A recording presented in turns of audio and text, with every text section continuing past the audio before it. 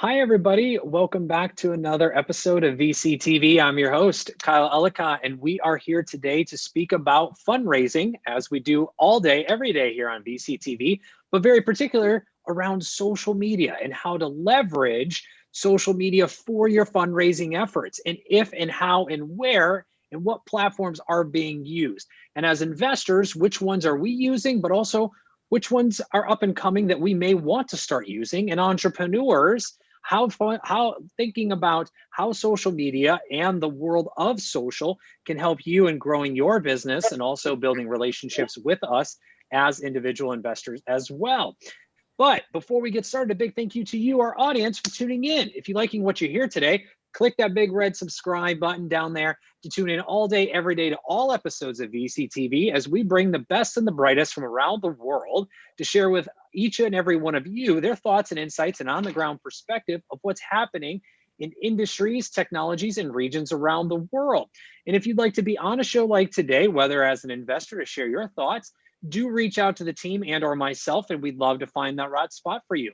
But entrepreneurs, what better way to end the year than start the next and joining us here on LA Tokens VCTV to share your company product or service with us as investors to get real-time feedback, exposure to our live audience, and build foundational relationships with each and every one of us. Reach out and we'd love to find that right spot for you as well.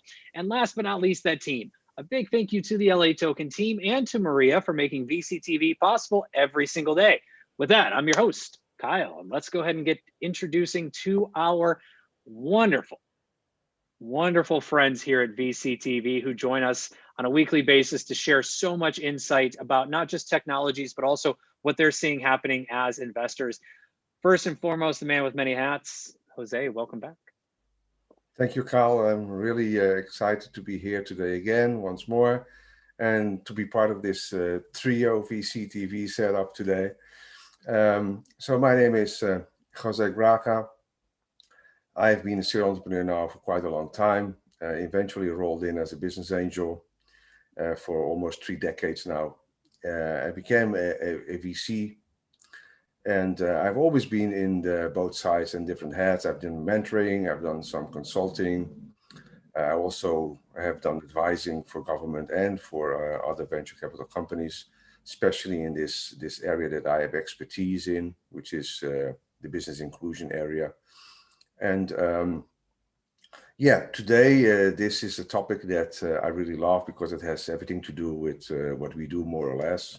So I'm really looking forward to it. Thank you, Kyle. Wonderful. Well, thank you, Jose, as well. I mean, social media, again, it's a very popular topic, and also fundraising through social media, which we're going to dive into, is much bigger, I think, than some people give it credit for. But we're going to hold that as the grandmaster and the wizard, the magical wizard of artificial intelligence and quantum computing decided to show up. Long as I'm not the Wizard of Oz, you know what I mean? You are not. You are the wizard of artificial intelligence, my friend. Gary Fowler, welcome back to the show. Yeah, thanks, Kyle. No, I appreciate it. And it's great to be here. And, it's amazing. I feel like we're part of the family here. I see you so much. And Jose, it's amazing. It's kind of nice at the holidays to see your friends. So I love it. So I don't know what it is, but it feels good. That's all that matters. Anyhow, my name's Gary Fowler, serial entrepreneur. I've done 16 companies. I've been involved in 2 unicorns. Click Software sold to Salesforce for $1.35 billion. And also Yva, which is my latest company, 4.5 years ago. I love artificial intelligence now, quantum computing, and that's because of VCTV, because I was been around this quantum thing and I started to write. I'm writing 2 books right now.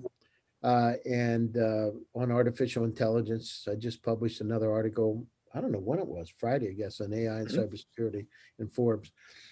So I love it. The world's changing. AI is the new electricity. Quantum's going to exponentially help our lives grow and shape our existence in the future. And I'm excited. These are exciting times. And 2021, the one thing people say, when you look back in time, it's always 2020.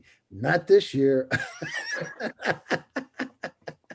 I mean, there's only so much of this toilet paper stuff. I got to tell you, Kyle, It's crazy, but the toilet paper absolutely is flying out of Costco. I went to Costco and, I was really smart. I have 8 or 9 packs of toilet paper now that I bought up. I stored it up. I said, I'm never going through it again, but I thought you were kidding me. And it absolutely 100% down.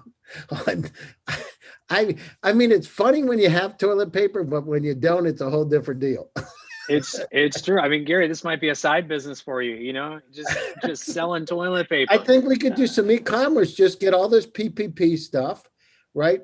Fill it up and take rolls of toilet paper. I mean, listen, I personally went down through when it was really, really bad, and I bought marine toilet paper because I couldn't find like it's for boats, which is like, and it was like, I don't know, 10 times, 8 times more expensive.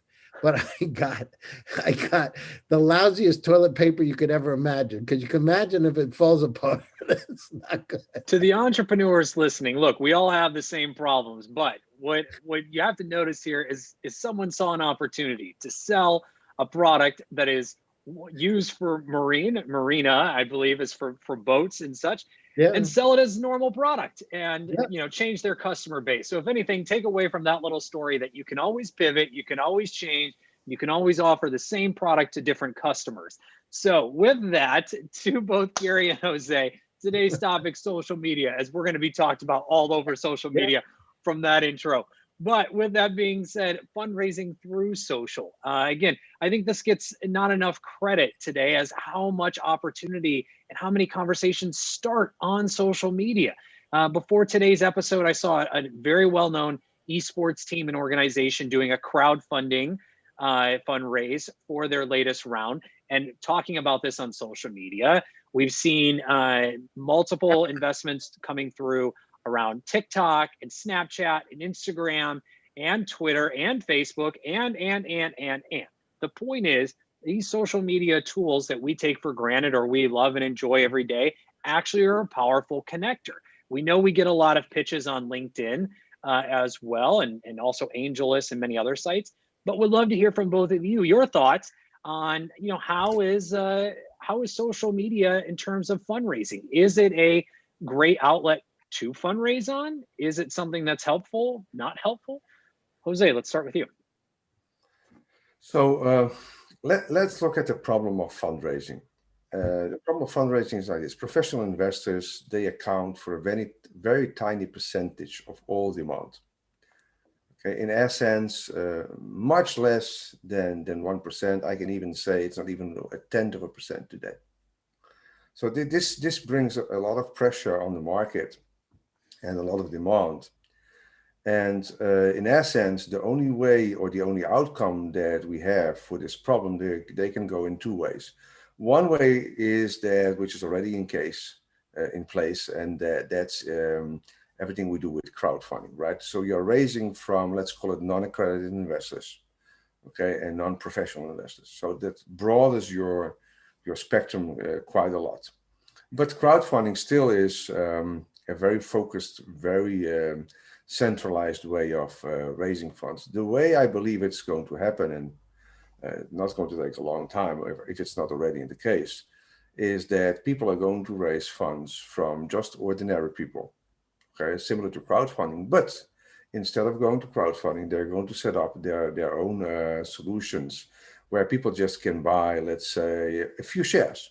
Let's say 5, 10 shares, 20 shares. Now that brings you into a problem later on in your fundraising agenda, because a lot of these professional investors, they don't want to deal, let's say, with 1,000 or 2,000 investors, or maybe 5 or 10,000 investors, right? But there is no solution on the market in essence that is going to solve this problem, because most of them, they don't want to get into pre-seed or seed stage. So it means that they want to get into, let's call it early stage or late startup, and when companies are more or less revenue generating. So people are getting in before that. And it also helps these professional investors in essence that it brings more, let's say, projects to a mature state that they can pick up later on and invest. So let's look at social media and crowdfunding in social media. This can happen in different ways, but in essence is you have a community. The community is your friends and family and your network. Now remember that you already raise from friends, fools, and family, because that's the first stage. But you do it on a one-to-one basis, right? And it's easy to understand that if you're on LinkedIn or on Facebook or similar, or even Instagram, that you have thousands of followers, you don't know them, you know, so you cannot even say that they are friends, fools, and family. But what you can say is that there are people that you are connected to one way or the other. So why not raise funds from them? And I even think that a lot of these small investments, like call it pocket money investment, okay, could combine the amount of money that you need to raise that, get that funds raised and get that project further on the road. The last thing I want to say about this, there's still one other alternative, and that's where BizMoney is working on. And that other alternative is giving them an environment that instead of them getting out to fundraise those funds, that they're able to get into a very fast process in generating free cash flows. So it means that you can finance yourself out of those free cash flows, right? And that's another alternative that you have on the market, but it's quite new. So there are no solutions on the market besides BizMoney that really are tackling this issue.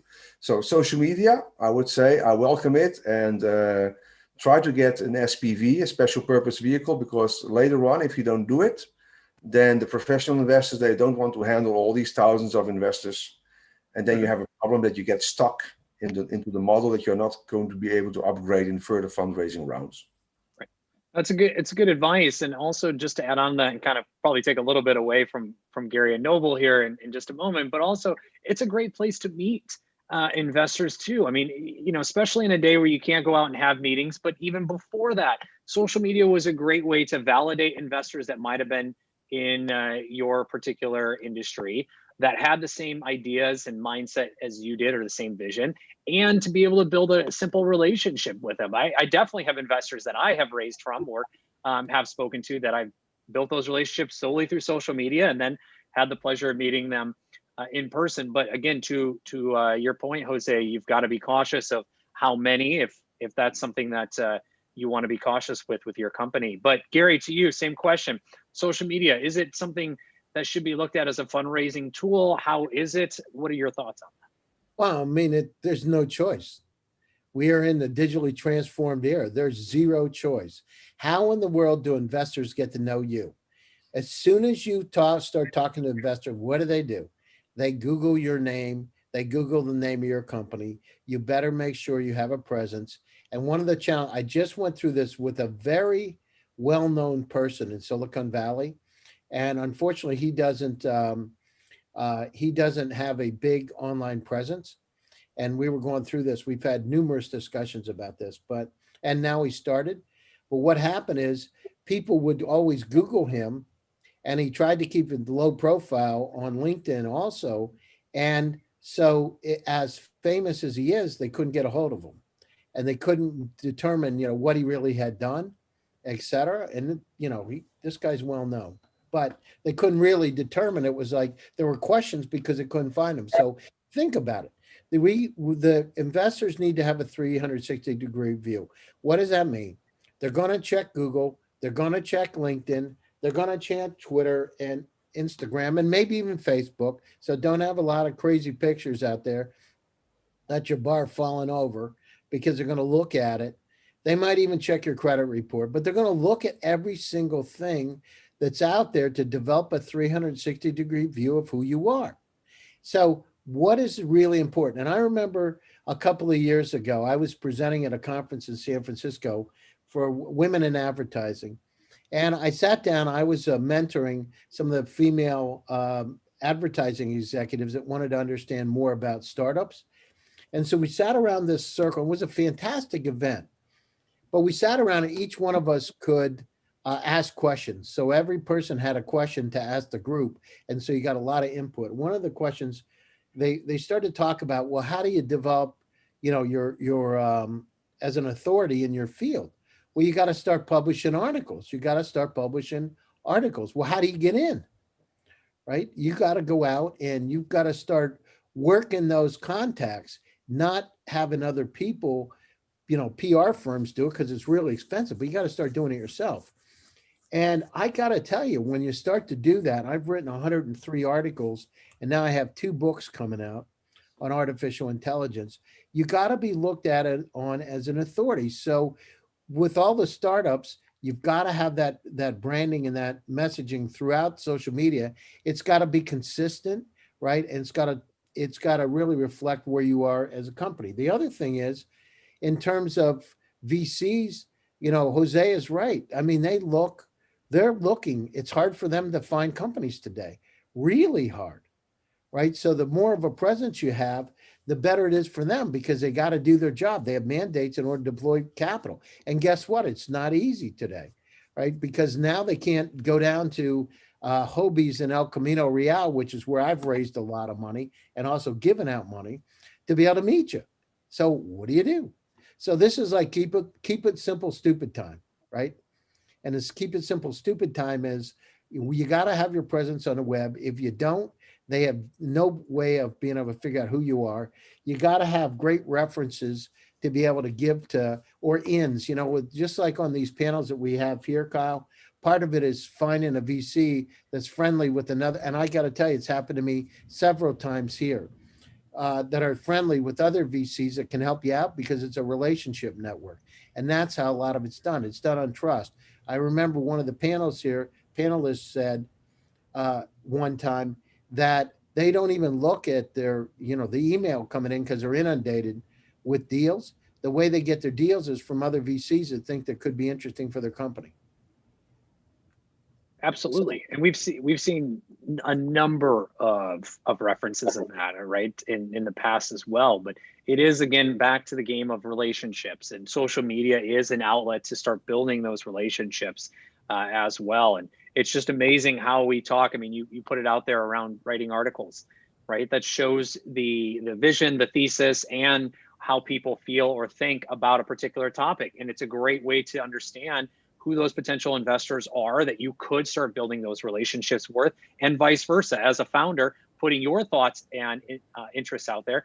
I actually had, as a side story real quick before I come to Noble, Gary, to your point, I actually had my very first investor I ever raised from. That's actually how we met each other. I did an interview like this. It was written up in an article by a journalist. She was absolutely phenomenal. Years and years ago, and put this nice little interview together.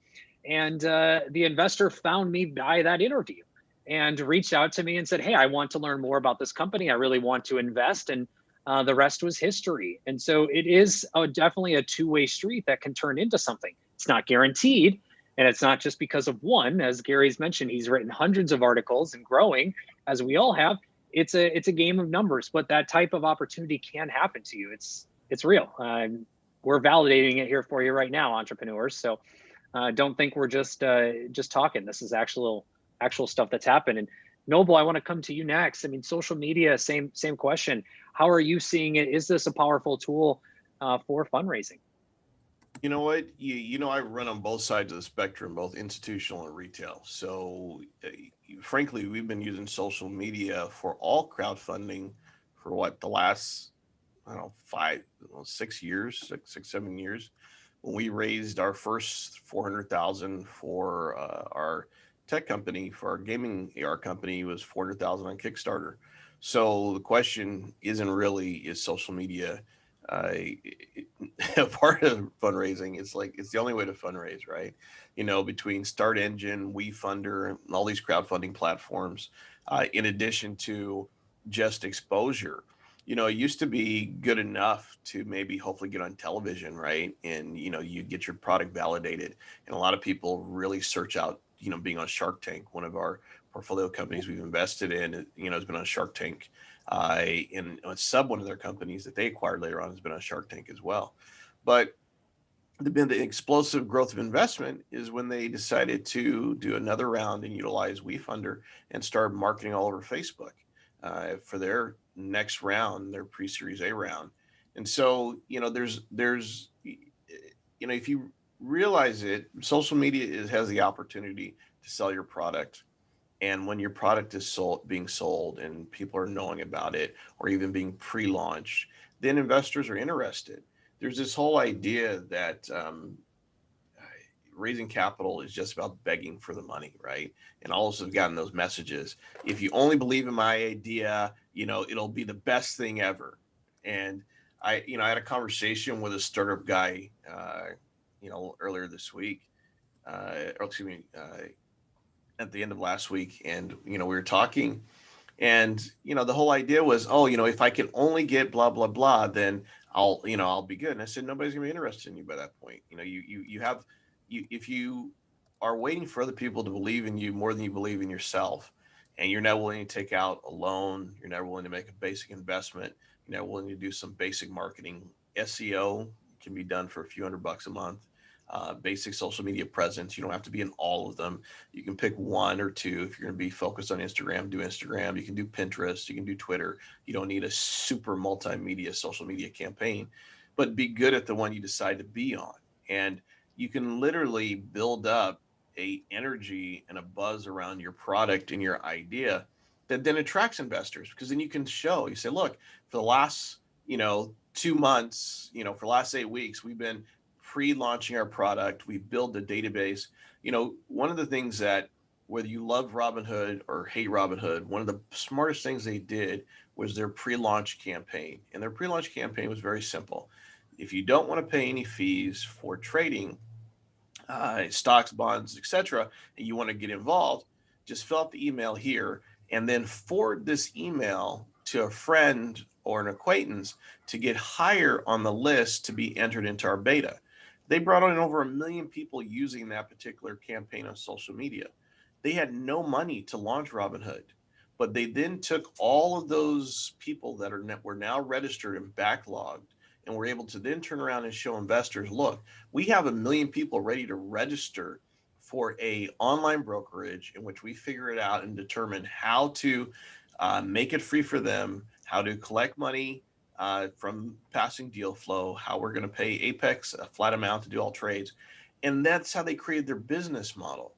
And so what a lot of people confuse looking for investors with is really truly marketing, right, of their business. You do not have to sell investors on a good idea if you've already made sure that the customer, your problem solution set, is already loving the good idea, right? And that you've even made an attempt at an MVP, or you've created a database at an MVP. So I think that oftentimes a lot of founders and entrepreneurs, and I was victim to it. I've been in it for 28 years. So in the beginning, I was very fixated on finding investors and not really focusing on the real, true, important part of the equation, which is finding customers that the investors then can help support with the expansion and growth. Investors are not a panacea for bad ideas. And I think that that's really how people misuse a lot of social media when they're emailing or reaching out or searching out on LinkedIn trying to find investors. They think that, okay, I'm going to go get these investors, and then everything that's been bad in my life is going to now be good. And that's not really quite how it works. It's, if you have a good idea, you've tested it out, you've got a handful of investors. We put out our Kickstarter. We had over 2,000 people who were interested in our project. That's a great starting point. So then we were able to go out and then raise and say, look, we did this amount on Kickstarter, which showed that there was a problem solution set fit. People are interested in buying the product. Now come in and invest in our company to help us expand and grow. And I think that's really where the true place of social media should be in fundraising. The money and effort and time spent trying to get this magical one bullet investor. And I've seen it happen. We've all seen it happen. People spending 6, 8 months, over a year trying to find an investor to launch this idea that they've got on paper, when all they had to do was create a truncated version of it and then see if 100 people would want to buy, or 200 people would want to buy. And I think that's really where the energy should be spent when we talk about fundraising. Go out, use your investment and your time on social media to get people interested in your idea, and then say to investors, hey, we've done really good. Look over here. We have 5,000 people who are organic. We have 50,000 people who are organic who want to buy our goods. And I think that chicken and egg scenario is so lost on so many startup entrepreneurs that it really, Gary said it a moment ago so clear. There's so many VCs are desperate for good ideas because everyone is fixated not on the business, but on the payday. And that's that instant gratification that's ruining a lot of things. Right. And that's a good point, is validation, right? And also thought leadership and amplification. And Jose, anything to add? I saw you shaking your head as well. Anything to add on to Noble's comment? Thank you, Noble. I think that Noble made a very, very good description of what it is based on real facts. I have a few things to add to it that I think can add some value.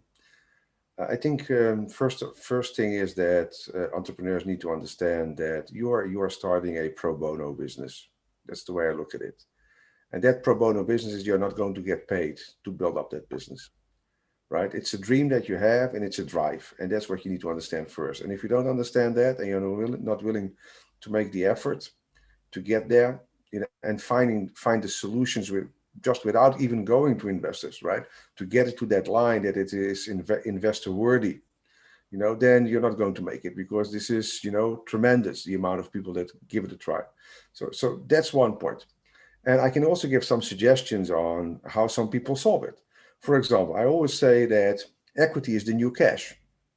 So first of all is that if you have something which is exciting and you have an X amount of team members on board that you got it built up, and then you are able to move it forward, then what's the problem? Just getting people on board and pay them in equity. Because at the end, they're not getting cash up front, but they are getting cash an X time amount more at the end once you make it. And it's not uncommon that you get somebody on board that is going to buy equity, let's say for $1, and then suddenly 4 or 5 years later, they are selling it for $60, $70, $80, $100 a share, and suddenly you made like 40, 50, 60, 70 times, or 80 or 100 times that cash. Now, where in the world can you get a job, right, that is going to pay you $1 an hour, and then after 3 to 5 years it makes you $100? No way. So the only way you are going to make real cash is kicking off that business, right? Get a team around you, bootstrap it as much as possible, get it investor worthy, okay? And at the end, you get the payout. Now, another alternative that I've seen quite successful is the following model. Once they are able to get to a beta version, I would say that's a very hard stage normally for most of the entrepreneurs. Once you get to the beta version, right, and we test it out, a lot of people kick it off by just giving sign up for $100 now, one-time shot, okay, and you have lifetime access. So, they do it, let's say, for a few thousand people, maybe 10,000, but look at it like this: 10,000 people multiplying by $100, right? You're talking about an X amount of millions, okay? So you're able to finance or raise the cash also that way. So if you look for alternative methods, like, okay, sell some equity, get people on board, you don't need to pay that payroll out. That's one way. The other way is further on.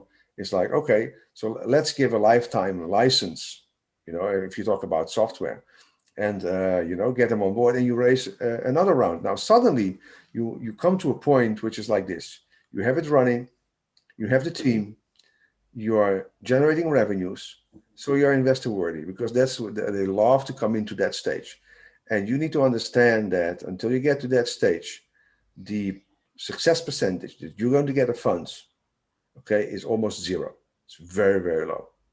And if you don't understand that, then you're not prepared to hold on that time, then you're not going to make it. Now, there is a solution coming on the market, and I need to say that, which is BizMoney. And what BizMoney exactly does is that you can jump that whole process, okay, by just getting it speed up. So either you hold on all that time and you build it up, or you get a machine to do the job for you, and suddenly you have like 400 or 500 people workforce, which is computer power, to make it happen for you, and with an X amount of bucks. Because how many people do we have on earth that have, let's say, I wouldn't even dare to say they don't even have $10,000 to kick off that business, right? Mm-hmm. And if you buy one computer, one laptop, okay, a smartphone, and some internet connection, and some SEO, I think it was Gary that said it, or Noble, I'm not sure. Noble. Yep. Some SEO, and it sums up, right? I can tell you that those $10,000 is peanuts compared to what a real business building setup needs, especially if you're going to get into the payroll, in like 1, 2, 3 months, you're out of cash, it's done. And you need to understand that before you get ever to cash from investors, you spend probably more than a year. And Noble said it very good. Raising funds costs cash, but not only cash, it costs also a lot of time. It's not uncommon that people take 1 to 2 years to raise those funds. Yeah, I think there's definitely something to be said there. And Gary, I want to come to you on further thoughts here in just a moment. But the magical, we started a company today and tomorrow we've raised capital is not always the case. It's a very rare situation. And some are very lucky, and if they have, it's generally because they're multiple time entrepreneurs that are just continuing investing, having investment from their network that's very close to them and or previous investors as well. But nonetheless, I mean, that fundraising process takes 3, 6, 9+ months for the average fundraise. No matter how big or how fast your company is growing, it takes time. You go from planning, preparing, to paperwork, to then going through and communicating with those investors, to then closing the deal. It can take quite a bit of time. I've seen it happen very fast. I've seen companies raise quite a bit of money in less than 2 weeks. But the point of that example is that the 3, 6 months previously, they were building and working through the process to be able to close that money. So there's a difference, just to clarify, closing capital and raising capital. Raising capital is everything. It's the whole process. Closing capital, that is something that can happen in a very short amount of time. But that's at the end. That's when you're closing the deal. Always be closing ABC for those for the reference out there. That's when you're actually closing it. Thank you, Noble, for the the grin. I appreciate it. It's the process that takes a little bit more time, and that's something you have to be prepared for. If you think it's just going to happen overnight, you're setting yourself up for failure as well. Even if it's crowdfunding, it doesn't matter as well. So Gary, to you, any further comments on Jose and Noble's points? I mean, we're, from my perspective, I mean, there's no other choices today. It's like, this is like simple shit, right? It's like, this is not hard. It's like, we're on Zoom, we're connecting, digitally. How else can you go down through and do it? And, this is also the opportunity of a lifetime, because not everybody's figured it out, Kyle. This is why you can still reach people, very, very high level people in short order, because people haven't figured it out yet. So now's an opportunity of a lifetime. This won't happen like this again, because they'll start to set up gates to be able gatekeepers to get in. They'll figure it out. There'll be technologies that kind of block this stuff out. So it is a great time, and people have not maximized the opportunity yet. So for the startups, get out there, get on to me. I mean, come on, it's simple stuff. If you want to sell something, you got to be visible. What do you want to do? You want to sell your company. You want to sell yourself. You got to build credibility. So just keep it simple. Absolutely. And I mean, you're bringing up a good point. I mean, right now it's a different time than ever before. So this is a fair asterisk in the fundraising process. I will say that is that you now have the ability, and shameless promotion for VCTV, but in general, as any entrepreneur, you have the opportunity to talk to investors or individuals, executives, potential hires, thought leaders in your space than you ever have before. No kidding. All it takes is a cold email or a cold message. It's not as difficult as it might sound. It may not be as rewarding. You may have to send 100 or 200 of those messages to 200 different individuals to get that one. But guess what? To Noble's point about the fundraising process, it's very similar. You have to send a lot of messages, or you get a lot of no's before you get one yes. So definitely take advantage of it. And now people are more connected. I mean, I'm seeing more conversations happening on Twitter than I ever have before, on Instagram, on LinkedIn, on all these social medias, because they're there. And just a fun little example, I don't know if everyone saw this over the weekend, but YouTuber Mr. Beast, I just want to show the power of social media. YouTuber Mr. Beast decided to create a little ghost kitchen, a little pop-up brand called Mr. Beast Burger, launched in over, I believe, 300 locations. All he did was send out a tweet, just a little message out into the world. And the power of social media blasted this nothing brand to the #1 app in the App Store throughout the US, $0 in marketing spend. I'm not sure the exact number that he did, but I know that they crashed their servers multiple times and had to upgrade them in mid moments because so many people were ordering food from this restaurant that did not exist the day prior. And so that's a fun little fact around just the power of social media and the amplification as of this moment here in 2020 as well. But I want to come to each of you. Oh, go ahead. No. Yeah, no, so just real quick. So Yeah. so you said something, and usually I don't challenge you, Kyle, but you're absolutely incorrect. You said no media, no advertising spent. But Mr. Beast had already spent all that time prior and has already spent all that money prior. He has hundreds of thousands of subscribers. It was already an investment made. And so what happens is it's like the 10-year overnight success story. People hear this, like a new entrepreneur is going to listen to that and say, okay, great. All I need to do is send out one tweet and people are going to go to my pop-up. And that's not what happened. What happened was he built a following. He had a relationship with his audience. He had connections. It was years, maybe last 2 years with the fastest explosive growth. So then when he made the tweet, it was an investment that already been done. Like we all sit here, Gary's, if Gary makes a phone call and connects you with $5 million, Kyle, right now, and he could for your project, it'll be easy to say there was nothing, he just made a phone call. He knew Gary and that was it. Gary's I'm not going to age Gary. Gary's umpteen years of experience, 2 unicorns led to that phone call to happen in that moment. You call Jose and you do the same thing. And so it's this constant idea that people see us right now in this moment and imagine that it was easy for us. That's all. Right. That's the only No, thank you. That is actually a very good point. It goes back to everything that has been said, and calling out Gary again. I mean, Gary said he's continually written, multiple articles.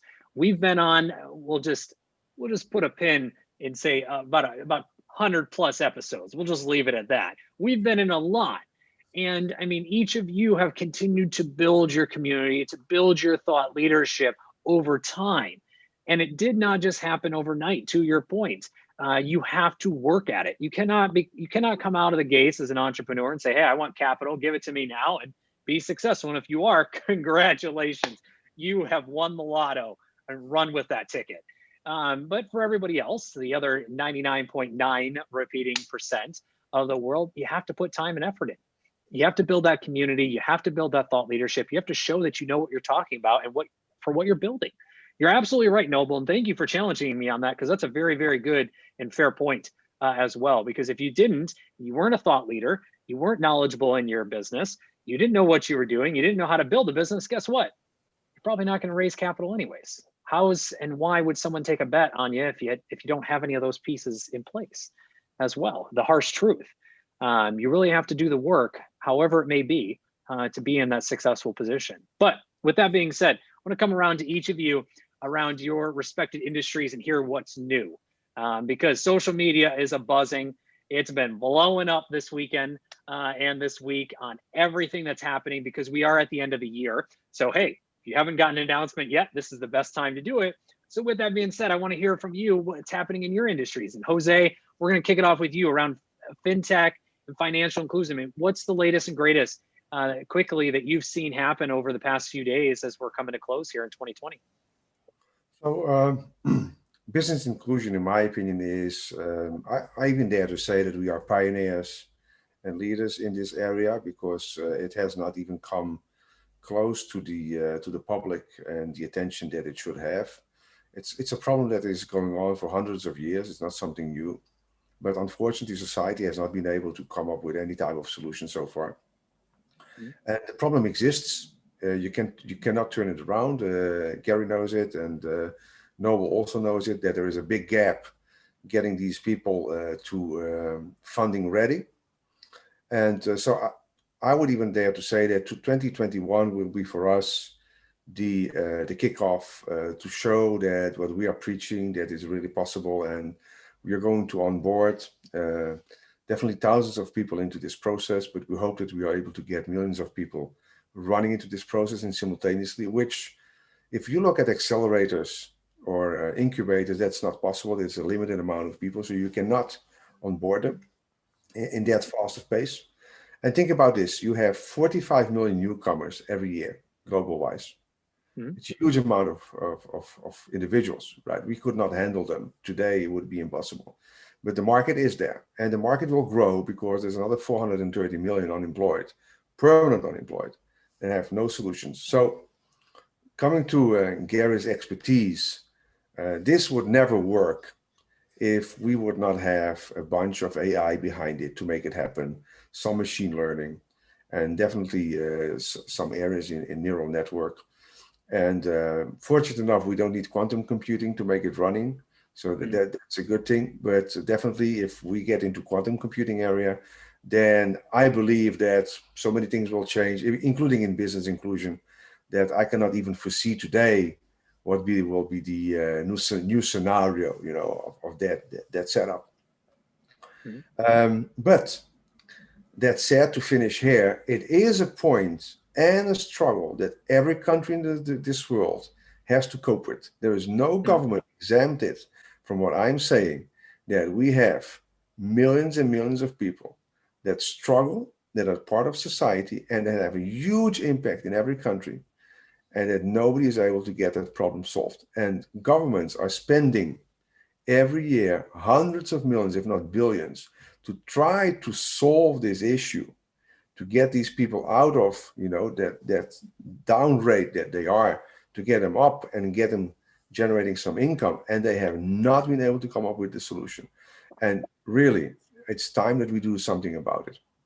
Well, and that being said, it's also an ecosystem. We've talked about this before, right? Government is just one piece of a very, very big puzzle on what it takes to build a thriving ecosystem around startups and around business and around economies in general. But to your point, you're right, Jose. There's a lot more work that can be done, and we're starting to see that, and hopefully we'll see a lot more aggressively to really turn on what you and BizMoney are standing for. And Gary, AI Quantum, you wrote this article, you dropped it on Friday. I had the pleasure of reading it. Congratulations. But also, what are you seeing happening in the past few days around these two industries and any others that's maybe getting you excited? Yeah, so one of the things I want to say, Kyle, what I've seen in the last month, there's an interesting trend taking place, and part of it's because of shows just like VCTV, but I'm working with Africa. I'm working with all different startups in Africa. And by the way, they're very, very interesting, and a lot of AI. And so as we talk about this democratization opportunity, I'm actually seeing it now. I'm seeing these companies coming in from places that I never expected. Australia, right? From my perspective, I've not dealt with Australia that much, but I'm seeing incredible AI companies come out of there. So, I mean, Canva was a great win, and a lot of visibility with Melanie Perkins. But now the situation is I'm seeing them from everywhere. And I'm really encouraged because it means that jobs are being created and people are going to be able to feed their families. And so I like that in terms of AI. So quantum computing in the last 6 months, I've seen a real uptick in the interest in quantum. I've seen an uptick in the interest in AI and machine learning and deep learning. People, before they didn't really know what they were talking about. And now the situation, at least they can explain whether it's unsupervised or supervised. I see corporations, because I get contacted a lot from around the world that are asking for advice in terms of their AI strategies and what they need to do and what the world's going to look like in 5 years. But before you would hear it once in a while. So I don't know if it's because of all the visibility or what, but now I'm hearing it on a regular basis. So this platform of VCTV to get out and connect the investors and the startups is phenomenal.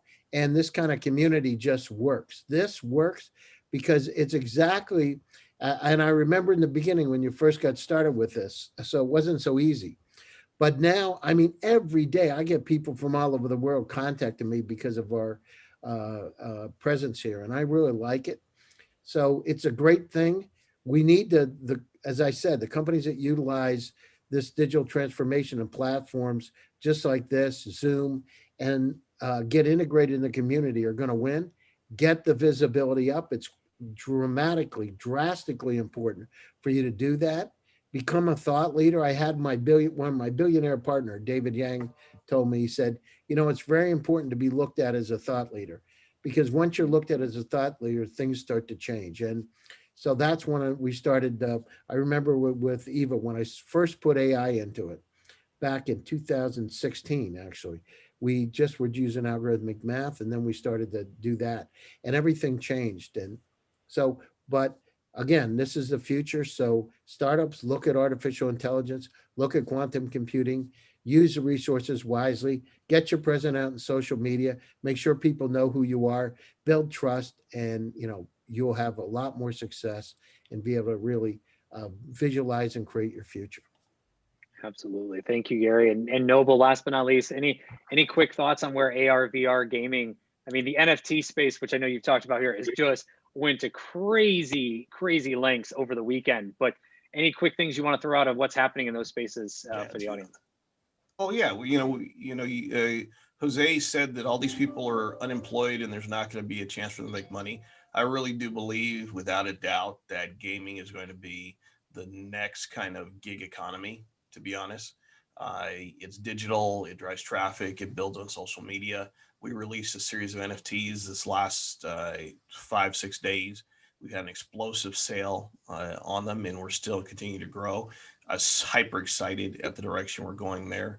And so, that phase of it is 100% gaming wise. NFTs are here to stay. That space is going to grow, and that's going to be an economy for people. AR, VR, the glasses are coming. People are going to start having 2021. This whole contactless, touchless world is not going away, regardless of vaccine or how many people receive it. And so the idea of us having to sit static like we are now to operate is just going to disappear. The idea of holograms or holographic imagery utilizing augmented reality is solidified.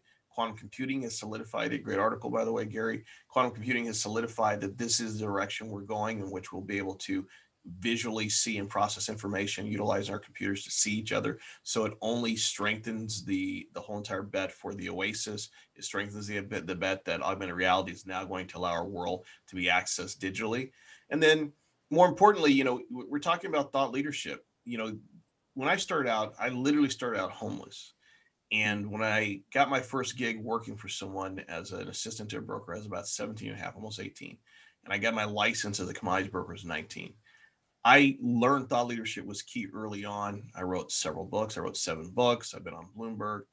And to be frank with you, it's very difficult not to feel imposter syndrome. And I get it.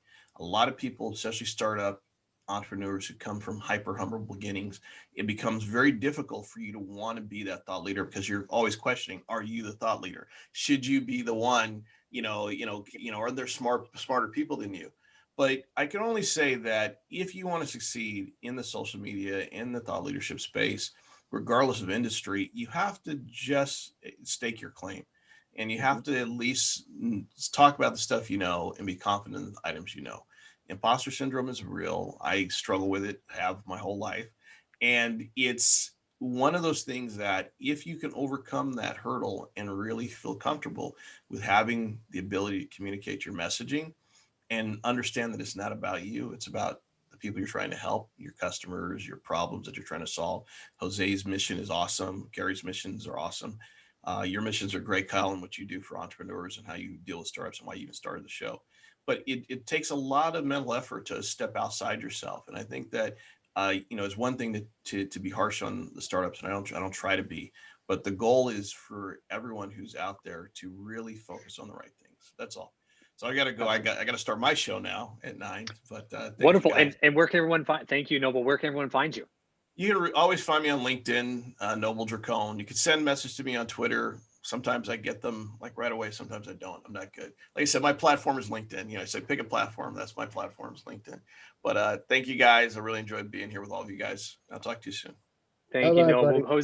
Thank you, Noble. Have a great day. Jose, where can everyone find you online? You can find me on LinkedIn. Just search for Jose Graca or search for BizMoney, and you can always reach me either for advice or help or consulting, whatever you need, and you're most welcome. Wonderful. Thank you, Jose. Gary, last but not least, close us out. Where can everyone find you online? Yeah, sure. You can reach me on LinkedIn, Gary Fowler, LinkedIn. You can reach me on Twitter. You can send me an email, gary@gsdvs.com. I'd love to hear from incredible startups that want to go global. Happy to help and happy to talk to you. Thanks, Kyle. Wonderful. Thank you, Jose, Gary, and Noble as well.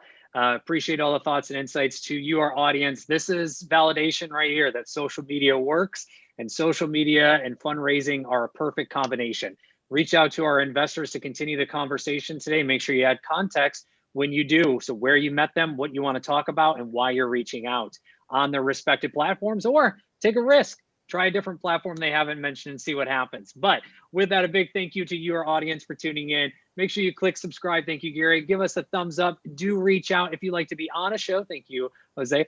If you'd like to be on a show like today's to share your thoughts and insights around different technologies, industries, and regions around the world, along with on-the-ground perspective as well. And entrepreneurs, what better way to end the year and start the next than joining us on the virtual stage here at VCTV. In both cases, reach out to the LA Token team and or myself, and we'd love to find the right spot for you. Big thank you to that team at LA Token and to Maria for making VCTV possible every single day. With that, I'm your host, Kyle Ellicott. You can find me everywhere online at Kyle Ellicott, along with all of our guests as well. And we'll be back here in just a little bit with